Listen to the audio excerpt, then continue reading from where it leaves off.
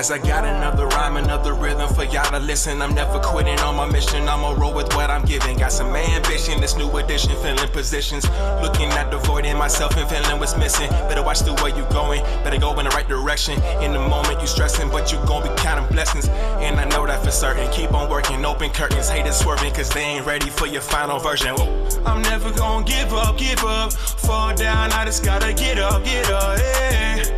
Cause this is my road, let's camera action. You're listening to the Tom Ficklin Show on WNHHLP 103.5 FM, your home for community radio.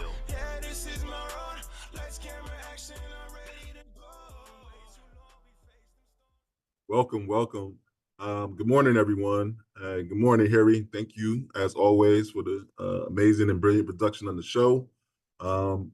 My name is Earl Bloodworth. I am honored to be guest hosting for Tom Ficklin. Tom Ficklin, thank you very much for the time to utilize your platform. Today, we're going to be discussing Yale University in the community. We have the pleasure of having with us today Mr. Ray Boyd, who's the program manager for New Visions for Public Safety at the Law and Racial Justice Center. And we're going to talk about the Law and Racial Justice Center and get into some of the things they're doing. And we're also going to discuss some of the things with Mr. Ray Boyd and the things that he's doing. Very talented and amazing individual who has hit the ground running upon returning from incarceration in his life. But just to begin, Ray, I'm just going to talk a little bit about the vision and some of the projects that you guys have going for the the Law and Racial Justice Center. Yeah. So my understanding, the vision of the Law and Racial Justice Center is the Law and Racial Justice Center brings together New Haveners, Yale students, staff, and faculty, local government officials, and local and national experts to imagine and implement projects that advance racial justice, bridging the theory and practice to build more just communities with a particular focus on New Haven.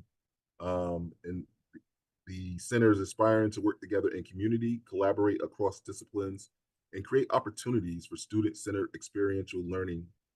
And in doing that, the center believes it will produce life-affirming solutions to our most pressing challenges of systemic racism. Does that cover it? Yeah, that does cover it. You know, the work that we're doing at the Law and Racial Justice Center, and especially in my position, is to be able to bridge that gap. You know, prior to me being hired at Yale University, I hadn't been on that campus in 50 years. You know, Wow. being a lifelong resident, having just grew up several blocks away from the university. And I think that my experience is pretty much similar to most of the Black and brown people that live in our community. You know, we don't know that the school is accessible there for us. And it's not, I mean, for us to go to college, as well as for those that aspire to go to Yale, as well as those that, you know, there's so many things that go on campus that are inclusive to the community that they don't know about. So, you know, it's my goal to try to reach out to the community and make sure that that message is out there. Like, people don't know that you can go to the Beinecke Library. There's so many Right. different things that you can visit at Yale, other than the Peabody Museum when you go there as a student, probably in elementary school. You know, some of the plays that are there, the excellent plays, they don't know, like, some of the actresses and actors that come out of these different these different colleges that are within the university. So it's important that we educate our kids and our community to this, so that they can partake in what's taking place on Yale's campus. So it's funny that you say that, 'cause you said you hadn't been in the campus in like 50 years, right? And I remember growing up in Newhallville in the late 70s and 80s, and it was almost like, and it's changed a lot, but I still have some feelings that in some ways Yale appears insular, like it's just really insulated from the community in some ways. But I remember growing up just thinking automatically anything that dealt with Yale was just bad. Like, we just hated Yale.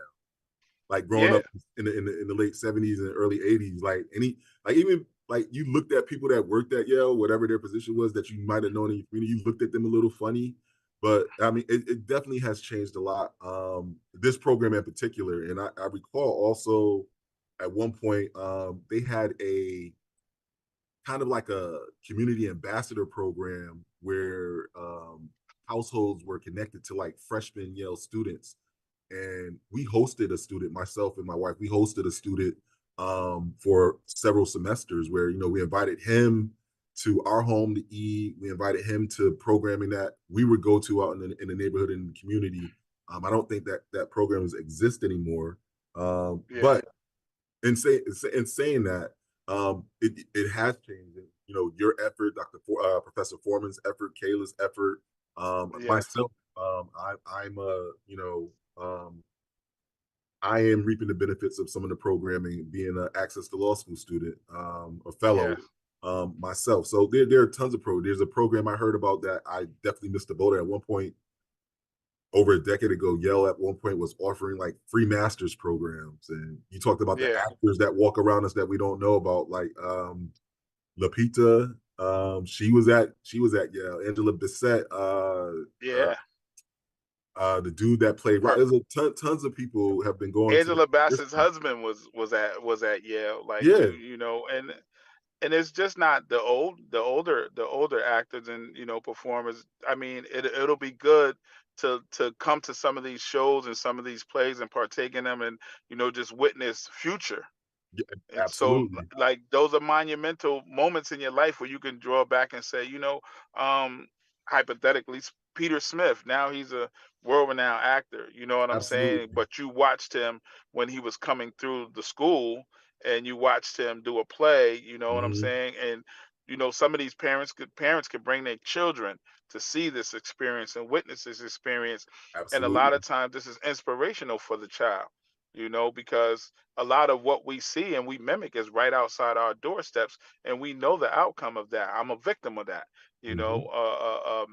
Mass incarceration, the war on drugs, and so on and so forth. But I mean, it's good for our the families in New Haven and the residents of the city to know that there's something out there for them to bring their children to and themselves and have different experiences in life. No, Even going absolutely. back to what you were saying about Yale, like, as a kid, if we didn't have no business there, as our parents was raising us, we didn't have no place there. Right. So we skirted the outskirts. Yeah, we would take Chapel Street and we would take York Street, but we wouldn't cross through, Right. you No, know, no, you wouldn't. because we didn't have no place there, and we better not get in trouble there or do nothing there that would make our families look bad. And all we were doing as kids is just trying to explore and see something different. I would have to say this too. The Access to Law School program has made up for a failure on Yale's part, and I'm completely biased because when I was a kid, I did apply for the Ulysses S. Grant programming that takes place at Yale, and I did not get into that programming. So I did harbor some resentment and not being a part of that program when I was a kid. But anyway, I'm gonna let that slide. It was a great program. It just wasn't my time. I'm gonna just let that go. But nah. But seriously, like several years ago, you speak about the theaters and all the different programming. They were showing um, they were showing a play that a colleague of mine was able, you know, we partnered together and were able to get grant funding to fund over 100 people to come see a play at the Yale Repertory Theater, and then we held additional program at the AFAM Center, and so I say that to say that Yale is accessible, and it takes work on both sides to understand that your outreach and then Hmm. people also being receptive to the message. There's a lot of great things that goes on. In particular, I know you guys have been doing like a ton of programming. Besides the Access to Law School program, there's been different forums, a community forum on restorative justice training, a book talk on mass supervision. Um, let's see, time change for We Got Us Now, A Million Children Inspired. And I know Yes. recently there was a program, a lunchtime panel discussion on the structural silo of carceral healthcare impacts on patient prisoners' rights and health. I hope that was recorded because I wasn't able to make that. And I was just I super think I interested. think I that know, one is coming up. I think that one is coming up on oh, I thought April that one 5th. already passed. if I'm not mistaken. I believe it's coming up on April 4th and 5th Okay. of yeah. Uh-huh. That So talking about the healthcare is amazing because I know in dealing with what you experiencing coming out of the carceral system, and then the work that you and I both do working with individuals come out, there's a impact there on the population, the reentry population, where there's a higher morbidity and mortality rate for those coming out of prison because of the continuity of care. When they come out, when folks come out, they don't necessarily get the continuation of care that's needed, and their issues like diabetes and heart disease and high blood pressure and all that is exacerbated, along with mental health issues as well. yeah, and one of the key reasons why that is so is because a lot of men and women that have experienced bad experiences with the medical facilities within the carceral system, Mhm. they're reluctant to trust. I mean, if you had someone like myself that went to prison at 19 and came home at 49, and my only experiences were bad experiences with the Department of Correction, and I've sued them plenty of times on my own behalf for their lack of medical care. And then you come home and like, what does that look like for you? What does like you've been trusting or taught to trust and trust this medical field for so long, and all they did was, give you patches, give you Motrin, and so on and so forth. So when you come home, whatever existing condition you do, when you get to a real physician, you find out that you were being overlooked for all of these years. And a lot of the ailments that you may have progressed. Your diabetes, you could have probably took care of that while you were pre-diabetic, exposed while you were incarcerated. Mhm. But it takes you coming home with diabetes and start having, limbs removed and toes removed and things like that to start taking your health seriously. So that's why I think it's like good for us. And also, when you're incarcerated and you speak about these things, there's retribution. That and a person that's incarcerated may have to go through with the department, because of course they want to keep a clean record in the eye of the public, and that they're working to do everything that they should be doing, and to one's best ability to make sure that that person is healthy while they're under their care. That's one of the biggest fallacies. That's why it's important, that the public know what really goes on beyond those walls. And that's why I applaud Barbara Fair, and I've aligned myself and committed myself and dedicated myself to the work that she's done, because I lived through a lot of those experiences. Mhm. And I know that like people always ask me, you know, how have you been able to transition? I've like, with the traumas, I've yet to see how those traumas have affected me because of the work that I'm doing, and I think that I've came out unscathed. But like I said, um, when we dealing with trauma, there's things that trigger traumas, and Indeed. I believe that I just haven't had one of those experiences where something has triggered that trauma within me. However, the work that we're doing with educating people about it, I think the more that people become consciously aware of it, the more that change will be made. Just like when Barbara Fair put out there about solitary confinement, once people became aware of it, we were able to put policy in place where now that has to change. Indeed. So the work that you're doing through the center, how does that connect with what some of the things you were just discussing and connecting to the community, the impact that the vision and that you yourself are having on some of these carceral issues that are heavily impacting the Black community or Black and Brown community. So one of the things that we're doing is called our Neighbors for Justice program, where we uh we collect books and that can be donated to us or given to us, and we take those books into the county jails. And the reason why we do this is important to know that the individuals that are in the county jails, specifically Whaley Avenue, are our neighbors. Majority of those people come from New Haven. Like, you have New Hallville with the highest population of individuals being incarcerated in the state of Connecticut. So, like, what type of people do we want coming home back into our communities? Do we want them coming home a better product than they were before they went in? So, if we do, it's important that we invest in them. And when we invest in them, we just don't send people away to do time without understanding the carceral system, right? We talk about the literacy rate of Black and brown people that are being incarcerated. Myself, when I was incarcerated, I was a seventh grade dropout reading on the third or fourth grade level. I began to teach myself how to read and write while I was incarcerated because of the issues that I was being faced with. Some of them being my health issues, or just some of them just being everyday normal treatment, by staff. But so what I'm able to do now is not only do we provide books to the county jails, but every month, every third Wednesday of the month, I take anywhere from 10 to 13 banker boxes to a correctional facility in the state of books, and we donate those books to the libraries in the Connecticut Department of Correction. How did you guys come about that? Because I remember talking with some folks from the public library and other folks in the community who wanted to do that, but it just getting through the bureaucracy just seemed insurmountable to be able to get books into the facilities. Well, it was the idea was birthed before I came on board. Mm-hmm. However, I think with me coming on board, I've made the transition a lot smoother because of the relationships that I have with the Department of Correction. Mm-hmm. After spending 3 decades in there, a lot of the higher ups, the district administrators, a lot of the wardens and deputy wardens and commissioners were pretty much rookies when I started my time. And now they see the work that I'm doing. They see the work that I did on the inside. They know that I'm committed and I'm dedicated. And I play within the guidelines that they've set for us. So if I have to call one of them up and say, look, we have 20 cases of legal books from the law school. We don't want to throw them away and let these go to waste. Why can't we give them, allow us to give them to the libraries that exist? Because there's only two existing libraries in the state of Connecticut that's constituted law libraries within the prison system, and that's McDougal and Osborne.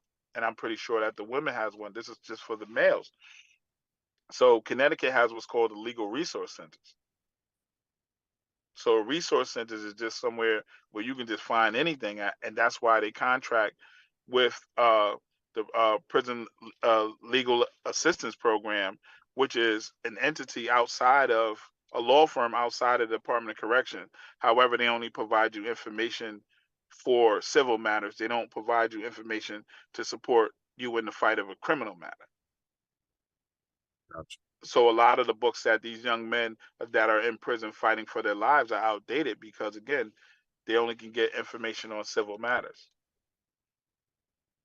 That's amazing. That's a lot that I didn't know. So I'm hopeful that our audience is gleaning a lot from the information that you're sharing.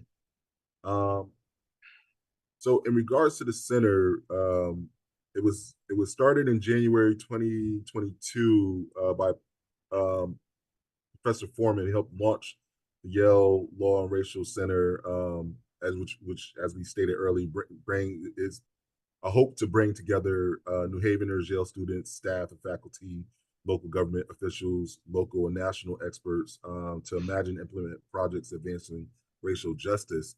So that was in 2022, and you were released in 2021, and you got on board with them in 2022 or 2023? In 2023, I got on board in March 1st of 2023. Okay, so we're coming Yeah, up. We're coming up on your anniversary then of yeah, being there. yeah, definitely, Okay, definitely. so what would you say is one of the most amazing things that either you've been a part of or that you were able to contribute to this institution, this center, thus far? I believe it will be the restorative justice component. When we did the restorative justice conference and symposium, and we had the men from the True program and the women from the Worth program, which we're all closely connected since we've been out and being of support of each other. Especially the guys are real supportive of the women because we know women returning home after any term of incarceration has it a lot harder than a lot of men. And that's from my personal experience since being home. But just having that whole symposium where we were able to show how that we're utilizing these restorative justice practices to deter us from a life of crime on the outside, and just relying on each other for that personal support, and seeing the people that were in attendance while we were there, we had DOC individuals come out. We had individuals from the Federal Defender's Office come out and witness, you know, the men and women that are coming home and that are doing the work in the community. So I would say that, and what it did, it just, I mean, I'm one of few. There's so many other men that are coming home and women that are coming home and doing great things, and I just think that put a light on the work that they're doing as opposed to what I'm doing since I've been home. Okay. So there may be some folks out there that may not be familiar with what restorative justice is. Do you want to explain that and some of the sort of the dynamics of restorative justice, the Yeah, components? so restorative justice, what we look to do is remove the law from uh I'll give them a hypothetical. So if right now if you had a bad kid that lived up the street from you that always came down and threw rocks at your house, Okay. and just so hypothetically he bust a window, instead of you calling the police on them, we would have a restorative justice moment where, we would get the parents together, we would talk about the issue and how could we restore the justice that of the harm for the harm that was done. We may ask the parents to pay for the window, or we can ask the insurance company to pay for the window. However, the individual that broke the window, we may send him down to wash those windows every weekend for a month so that he learns that his acts were wrong and he's not being punished criminally for the act, and it's a deterrent. He's less likely to commit that act again. Not only that, he's going to build a relationship with the homeowners whose window he broke and probably see them for who they are and not what they appeared to be, which led to him breaking their windows anyway. Got you. Okay, so now that was a hypothetical. Now, Yeah. how would that work with someone who has been charged criminally for whatever action, and how would that work with them in that dynamic of coming So out here for in the their time? state, we would have to. So here in the state, I think you would have to use a surrogate for a criminal activity Mhm. because the law doesn't allow perpetrator and victim to have relations or talk at any point of the crime. So what Or we would post do crime? is, yeah, yeah, like right now, I can't have any contact with the family members of my victim. I couldn't even apologize to them. That was one of the hardest things with me, with growing into the years of my maturation and growth and development, that I wanted to look my victims in the face and apologize to them for the wrong that I've done as a child. And I've never been given that opportunity. So I live with that every day. However, going back to the restorative justice practices is if we had a surrogate, say a mother who may have lost a child, will sit with a young man who has taken the life of someone's child Mhm. and try to get the mother to understand what this young man is going through, and the young man to understand the pain and the pain and hurt that he may have caused the mother, and how do we reconcile these two, you know? And a lot of times it's always not about prison for black and brown people. And also, of course, restorative justice is an old Native American practice that still goes on today. A lot of Native Americans have their own authority on their tribal land, and that's Mhm. how they resolve their issues. A lot of time we resolve our issues is the quickest way is to picking up the phone, calling the police. We work with children at Metropolitan Business Academy here in New Haven. They have a wonderful restorative justice program that they started there for several years, and a lot of they had incidents where they didn't have to call the police, and incidents where they worked it out amongst the restorative justice circles that they had there, with the young men and young women partaking in it, and they were able to resolve the issues that was taking place in school. The one thing I come to know with working in the True program and working with young men between the ages of 18 and 25, and some of the young men in the community, is that when you look at the root of the issue, a lot of them don't know why they don't like each other. They don't know why they don't talk to each other. And then once you sit them down and they realize that, they walk away with a different respect for one another. No, I can get that, and I actually recall attending one of the restorative justice sessions that was done, and I still, if I'm being transparent and honest, I am not completely there with restorative justice, if I'm being completely honest. Only in the Hmm. sense that, and it was brought up in one of the sessions, and those sessions were very emotionally charged too, with some of the content and material that was being shared, and triggering in some respects. Um, the I guess, I think one of the instructors has said in the dynamic that both parties have to be ready. Like you just stated yourself, you're ready, you matured, you had a process where you come to understanding where it would really help for you to be able to connect with the family of your victim. Yeah. Um, but everybody's not there yet, I guess. And so I didn't know that Connecticut had the laws where you guys can't interact. I guess in some other states there are laws where they can interact, or there are programming that's facilitated that interaction, where both parties are ready and wanting to do that.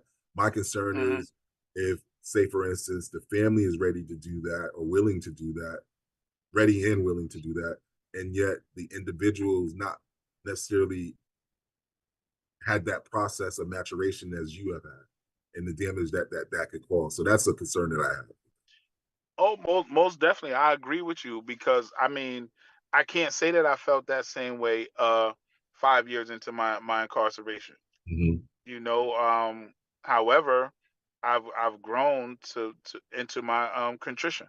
You know what I'm saying? I'm contrite for my acts. That's why one of the reasons why I do the work that I do, because I know that there's so many young men in the community that has the potential to be facing what I faced as a 17-year-old when I took that man's life. And I'm trying to do my work as a preventative measure Right. to incarceration.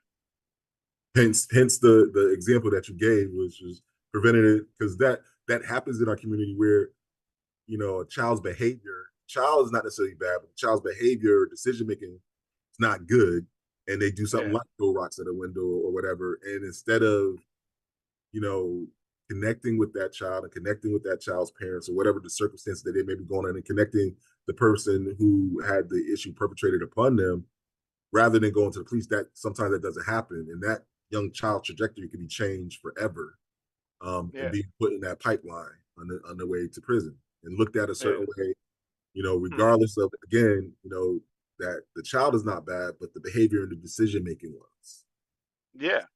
And like when you talked about trajectories, right? When I was growing up in the 80s, and the only two trajectories we were taught was either you're gonna be dead by the age of 21, or you're gonna be in prison. There was no one from our community that was giving us a third trajectory. Say, you know what, if you go to school, you study hard, you work hard, all of these things could be, provided for you. It took me going to prison, doing 30 years and coming home knowing that that trajectory still exists and it's possible for most of us returning from prison. But not only that, we have to be the ones to usher in a new guard, to say to our young men that's in the community, to say, wasn't nobody there to tell us that, so we have to stand in the place of those that were absent, and tell the young men and young women from our community that, look, if you work hard, you can have anything you want in this life. It's You can have entrepreneurs, you can be an entrepreneur.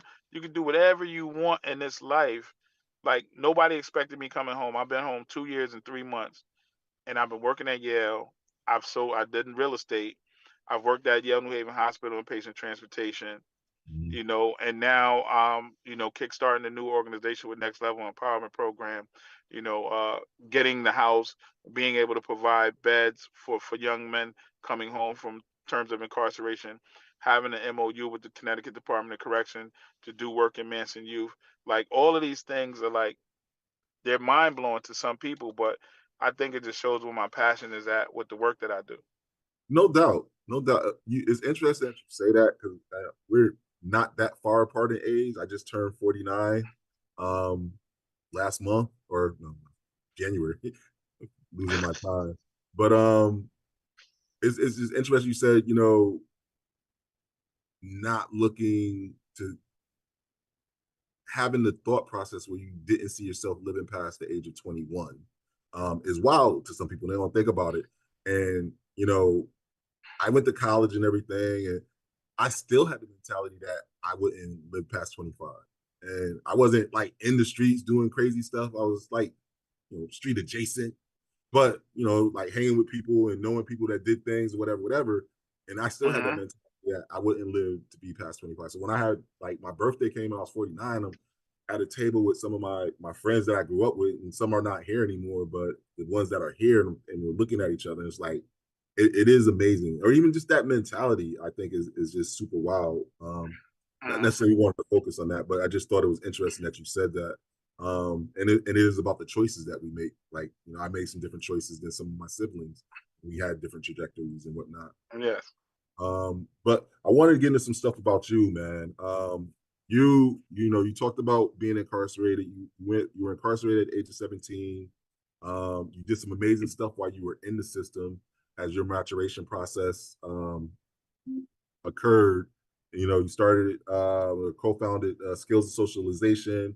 I remember coming into the prison, talking to some people I believe I met with a couple of times, and Tino and Yeah. some folks. And then you came out and you're still doing some of the same work. You're working with the True Unit. You said you got the MOU with the Department of Corrections. You guys have a Yes. debate coming up. You want to talk a little bit about that? You have the debate with the True Unit. The True Unit's having a debate with another organization. Well, I'm right now I'm working closely with Manson. So like the things that are going on in the True Unit, I really don't have a hand in. However, Okay. one of the good things that came out of a bad situation just recently in the True program, you know, we lost Counselor Vincent Moore Mhm. um in a terrible car accident just over a month ago. His wife did give us the blessing to honor him, so we're going to name our transition sober house after Vincent Moore, and we're Awesome. dedicating beds to the True Unit for young men that are transitioning out of the True Unit. They'll will have beds there that'll be available for them, as well as the young men from Manson Youth that'll be transitioning. Because these young men, we're giving them a skill set in the True program, but they need to come home and be able to put it into practice. And in talks with them, I was explaining to them that some of these young men don't need to go back to their grandmother's house, their aunt house, or their mother's house, where we give them a skill set and they don't have the ability to practice it once they come home. However, if they come to the transition house, they'll still need to pay rent. All of these things that we instilled in them will still transfer over into the house. Well, now it's practical. You know, you're paying rent, you're paying your bills, you're making sure everything is done on time, you're scheduling your own appointments for motor vehicle and medical, and but there's someone there to help you through that transition. A lot of people would say mentors, but I would say like a life coach. A lot of these young men and women that are coming home need life coaches now because they don't know what life is. I was fortunate enough to have the support of my wife, but just think about it: going to prison at 19 and returning home at 49. I've had very little experiences, with regards to being a grown man and being responsible grown man, meaning paying my bills every day, making sure my taxes are paid on my car and on my home, and my car notes are paid on time, and I keep certain appointments. I keep my doctor's appointments and my dental appointments and my eye appointments. And how do you structure all of that with everyday life to make sure that it's a continuous flow? Some of us come home and get frustrated because we go in at such a young age and we try to discipline ourselves to the men that we need to become when we become on the outside. But sometimes in reality, life becomes too hard if you don't have the right individuals that you can lean on and support on and talk to about, how these experiences supposed to be for you. Would you say also it's a case because time keeps moving outside of the prison as somebody is serving their time? Let's say you go in at 17 or 18 and you come out at the age of 30 something or 40 something. yeah, physically you aged, but in some cases, some folks haven't necessarily aged or have that maturity mentally. So Yeah, mentally, you can still be that 17, 18, 19-year-old person and exactly. not coming out with the proper resources, like you said, or like we talked about with the physical healthcare, the continuity of care. There's some Yeah, continuity of life management and skills and mentoring that's required for that individual to be successful. Even though they have the body and the age of a grown man or grown woman, mentally they're still that 19, 20-year-old, 17-year-old kid. exactly. And that's what you see when you see. First off, I want to say this: it's most of it like you'll see that in some of the young men as they digress or they become dissatisfied with the realities of life, and life seems to get too hard, they'll digress back into that 17-year-old or that 18-year-old or that 19-year-old mentality, you know. But when things are going good, you rarely see that. You really see that display. And also for individuals that went to prison, like for myself, I didn't spend a lot of time playing games. I didn't spend a lot of time watching sports. I don't know who the quarterbacks are. I don't know who the point guards are, even though I know those are positions in certain athletics. But that wasn't how I spent my time, and a lot of my peers can attest to that.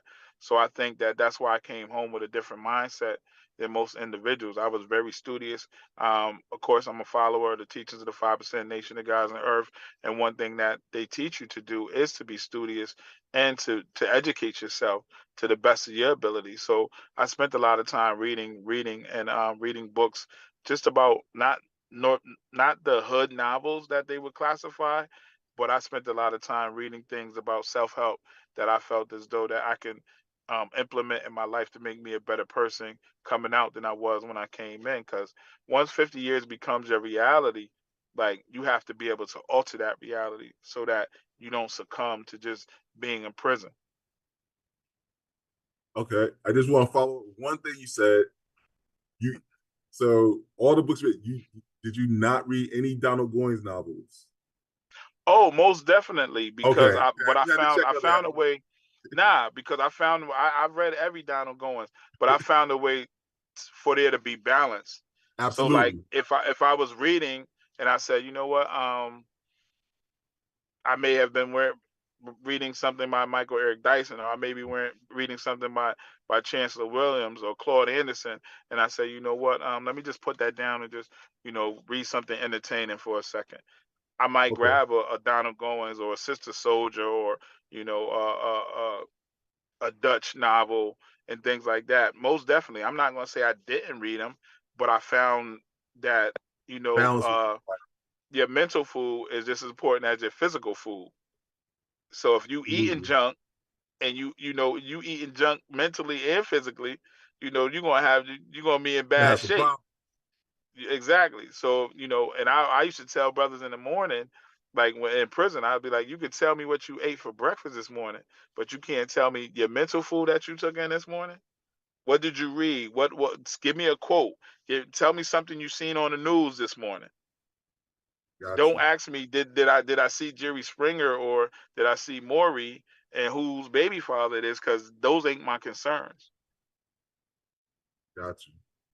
All right. We got about 5 more minutes and we're gonna be wrapping it up. I know recently you were the recipient of an award. You want to talk a little bit about that? Or awards, I could be mistaken. Yes, I received 3 awards just recently at the New Haven Free Public Library Monogar Gala for my activism and also for the book that I wrote prior to my release from prison, The Model Inmate, Mind Over Matter, How I Became the Model Inmate.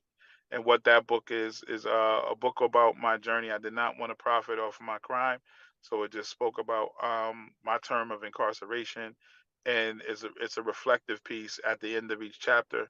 I reflect back on how I squandered some of my time just being caught up and the nuances of prison and what people think prison is like. And again, I did that as a preventative measure for individuals that may find themselves coming in my shoes. Like, you don't have to be associated with gangs and gang violence. You don't have to be associated with the negatives of prison, drugs, alcohol, and all the things that that may be going on. Focus on you and give the individuals that are supporting you a return on their investment for their love and support. Also, I received another certificate from Rosa DeLaura and Richard Blumenthal for the activism in the community. Awesome. So just getting right back to your statement, you said you squandered some, but when you say you squandered some of the time in there, was that a function of your maturation, or was that a function of surviving in the environment that you were in, or a mixture? It was I would say it was twofold. Like, one, I was an immature child. I was pretending to Mm-hmm. be a man. Um, Again, I was tried as an adult, and I was thrust into an adult environment as a 19-year-old. And what did that look like? I mean, at the time that I went to prison, gangs and gang violence was at an all-time high in the Connecticut prison system. Um, Pretty much, it was predator or prey. Right. Most individuals. No, you chirped out. Did you? I can't hear you, Brad. Can you hear me? So I associated and simulated. Yeah, I can hear you. Can you hear Okay, me? yeah, you chirped out for a second. Couldn't hear you. Yeah. Okay. Yeah. So I knew that I didn't want to become anyone's prey. So I associated and simulated with guys that I knew from the city of New Haven that were active in gangs and gang violence, and it aligned itself with my way of thinking at that time because there is no switch for one to turn off a criminal way of thinking. Unless you mature out of that. And again, that's when I took up reading and writing because I knew that I wanted to be a better person. So through the maturation, I slowly began to rid myself of things that I knew that would hold me back and that would be disappointing to those that supported me if I was to get in any type of situation. And I think one of the hardest things I had to learn in doing the work that we do in reentry is that everybody's not ready to be saved. Everybody's not had that maturation process necessarily to want to get off the carousel or the I know some people say the installment plan of going in and out of prison. How do you deal with that, or have you faced that where you were looking to help somebody in their redemption, but they weren't necessarily ready? well, the one thing I know that's the reason why we started SOS program, skills and socialization program, because we were dissatisfied with the rate that we were seeing a lot of individuals that we did time with recidivate once we got to Osborne, that level 3 facility. A level 4 facility, you don't really see a lot of guys recidivate unless they get in big time. But when we got to Osborne Correctional Facility, the rate that we were seeing individuals recidivate, we thought that we have to have these talks. It basically started as these talks where the addiction services would allow us to call down certain individuals to have these talks with them about like what's wrong with you, why don't you love society, you know what I'm saying, what's missing in society that you continue to find here when you come back where you're thriving, you kick your addiction and then as soon as you go back you digress. And what we found is that what they weren't providing, even though they had programs, they weren't providing them a skill set, to go into a job and how to dress the part and look the part and talk the part without saying, you know what I'm saying, or yo, you feel me, within every sentence. Dead ass. And what we did is we had such an impact on individuals there. Although we have 4 graduating classes of 35 individuals each class, we had a waiting list of 260 some odd people, and that was all voluntary. And what they found as we started to do it, we started to decrease the disciplinary at the facility, and individuals that were taking part in the group were stopping other individuals from altercations by saying, yo, we got program Tuesday. Don't mess up, don't go to SEG because you're gonna miss the program. So And that you was guys are spoiling actually situations. impacting the decrease in tickets that were occurring in the facility. Yes. Wow. Yeah. Okay. We got about one more minute. I know you're doing work, great work. You talked about the house that you guys are having upcoming. You want to share the warm line number with folks so that folks in the community can understand? I will have to pull the warm line number up. Can you hear me? Yeah, I can hear you. Okay, let me pull the warm line number up. Well, right now, while I'm looking for the warm line number, if anyone has any donations, the books you would like to donate, you can reach me at my email, ray.boyd@yale.edu, and or you can call me at 203-668-7928. And again, that's RAYBOYD@yale.edu. Or you can reach me at my phone number, which is 203-668-7928. And we can schedule a book pickup if anyone wants to have some books that they want to donate. And I am having a problem finding You got the about warm 30 line. seconds. The warm if I do not get it, Earl, I will send it over to you and That's you fine. can We'll get post it. And then hopefully, we'll have another opportunity to speak, and then we could just focus all on the warm line in the house and everything and the upcoming events. Yes, definitely. Because this one was more so about, us getting the information for the Racial Justice Center and getting Absolutely. that in there. And I appreciate you and Tom for making this possible for us. I'm pretty sure that the staff at Yale will be excited about it and pleased that you guys made the time for us to get up here and take care of this. And I will definitely get you the warm line number as soon as I can, Earl. Okay. No problem. And this won't be the last time. We'll have more center talk coming up, as well as talk about next level as well. So looking forward to it. Keep up the great work. Congratulations on your Thank award. you very much. Absolutely. I appreciate it. And I appreciate you doing what you do.